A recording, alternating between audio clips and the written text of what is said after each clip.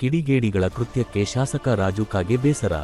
ಕಾಗವಾಡ, ಮಹಾರಾಷ್ಟ್ರದಲ್ಲಿ ಕರ್ನಾಟಕ ಬಸ್ಗೆ ಕಲ್ಲು ತೂರಾಟ ವಿಚಾರವಾಗಿ ಕಾಗವಾಡ ಶಾಸಕ ರಾಜು ಕಾಗೆ ಅವರು ಬೇಸರ ವ್ಯಕ್ತಪಡಿಸಿದ್ದಾರೆ. ಈಗ ಮಹಾರಾಷ್ಟ್ರದಲ್ಲಿ ನಮ್ಮ ಕರ್ನಾಟಕ ಬಸ್ಗಳ ಮೇಲೆ ಪದೇ ಪದೇ ಹಲ್ಲೆಗಳಾಗ್ತಾ ಇರೋದು, ಅದು ಯಾವುದೂ ಸಮಸ್ಯೆಗಳಿಲ್ಲ, ಅಲ್ಲಿ ಯಾವುದಂಥ ಘಟನೆಯೂ ಸಂಭವಿಸಿಲ್ಲ.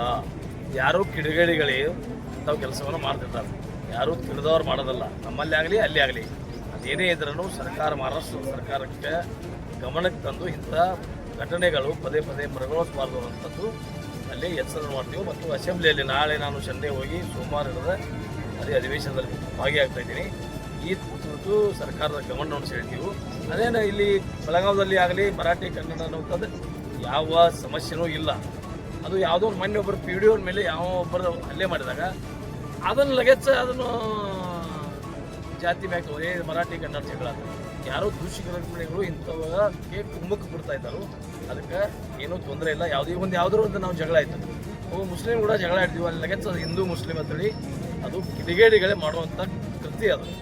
ನಾವು ಹಿಂದೂ ಮುಸ್ಲಿಂಗಳು ಇಲ್ಲಿ ಒಂದೇ ಮನೆಯ ಕುಟುಂಬದ ಸದಸ್ಯರಿದ್ದಾಗ ನಾವೆಲ್ಲ ನಡವಳಿಕೆಯನ್ನು ಮಾಡ್ತಾಯಿದ್ದೀವಿ. ಸುಮ್ಮನೆ ಇದಿಲ್ಲ, ಮರಾಠಿ ಕನ್ನಡ ನಮ್ಮಲ್ಲಿ ಯಾವುದು ಭೇದ ಭಾವಗಳಿಲ್ಲ, ನಾವೆಲ್ಲ ಇಲ್ಲಿ ಬಾರ್ಡರ್ ಮೇಲೆ ಇರೋದ್ರಿಂದ ಆ ಸಮಸ್ಯೆನೇ ಬರೋದಲ್ಲಿ.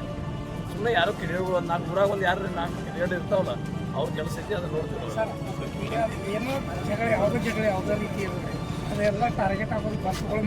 ಅದು ಮೊನ್ನೆ ಜಿಲ್ಲಾಧಿಕಾರಿಗಳಾಗಲಿ ಚೀಫ್ ಸೆಕ್ರೆಟರಿಗಳಾಗಲಿ ಬಂದಿದ್ರು.